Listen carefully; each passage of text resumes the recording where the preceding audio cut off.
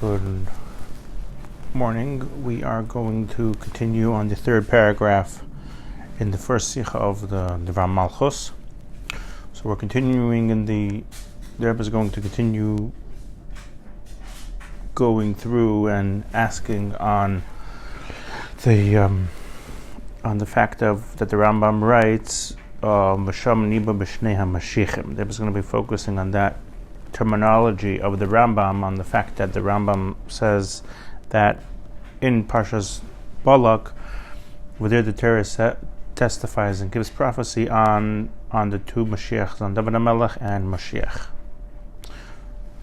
So Rebbe starts as follows and continues his questions. It's possible to say his answers. Rebbe attempts an answer and then asks a question on it. The Chorya Shleimer, it's possible to say that the reason why the Rambam brings that in Parshas Balak the Torah says testimony on the two Mashiachs, on David and Moshiach.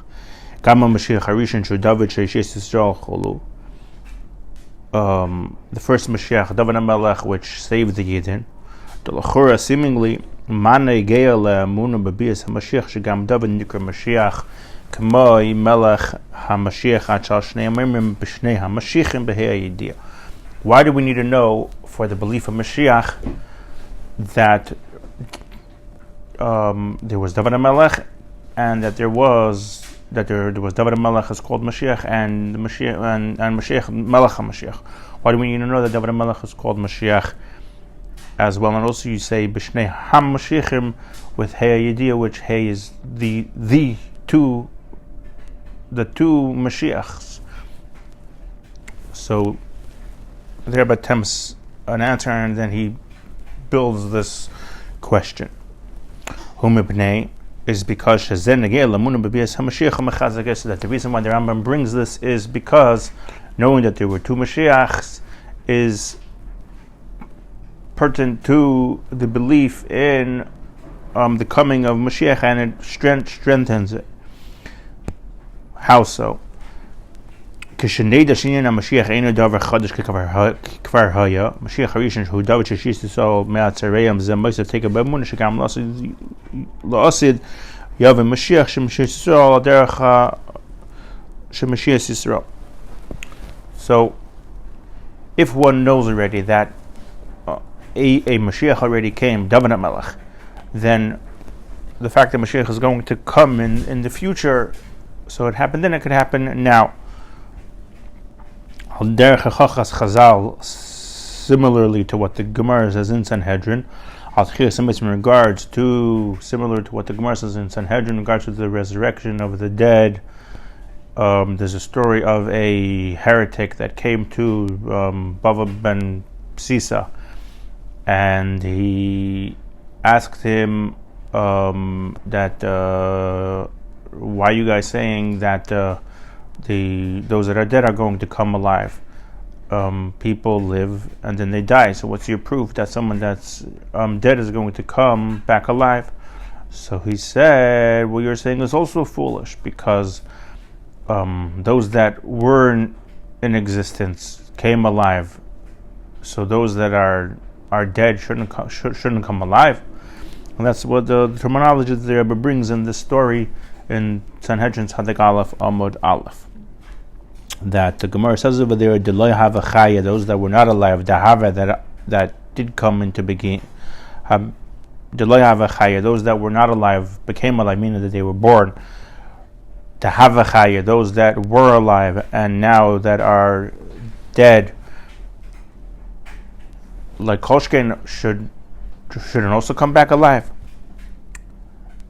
Or we could say in a different vein, like it says in the Mefarshim, which is the footnote 22, is the Kiryas Sefer, who lived about 520 years ago, from around 1500 to 1580.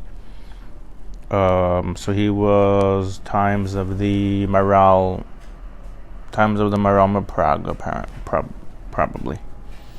So he writes, "Mekevin al shel derech shnei hamashichim al dvar shnei hamashichim nemer b'oiser nevuah," that the two points of that the Rambam wants to bring in, the two Mashiachim, are brought down in the same prophecy. That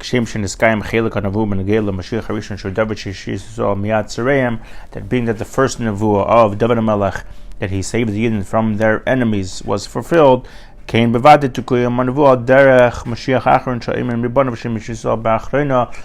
if that nevuah of David HaMelech was fulfilled, then for sure Mashiach is going to come now. He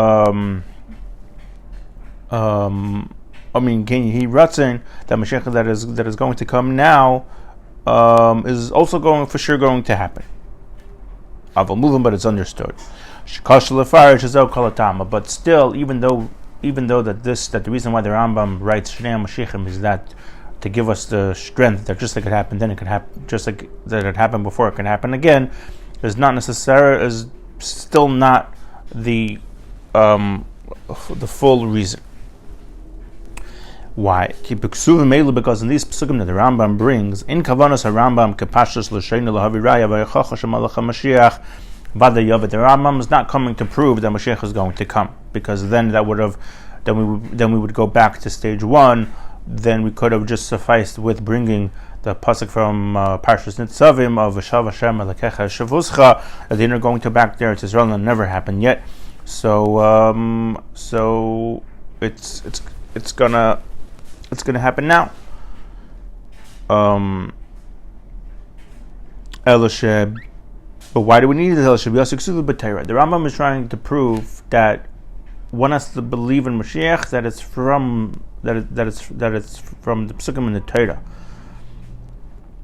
And from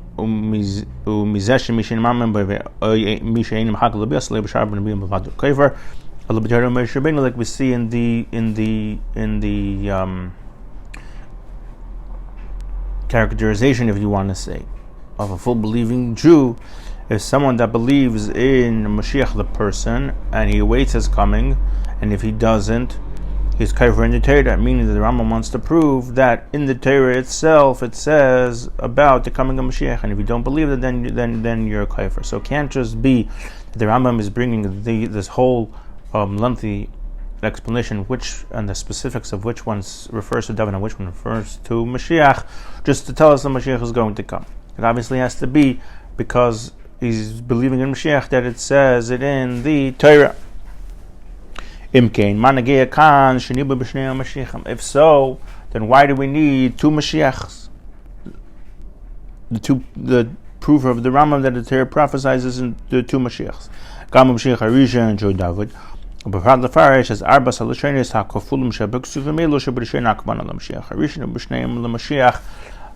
there finishes his question, that why do we say, so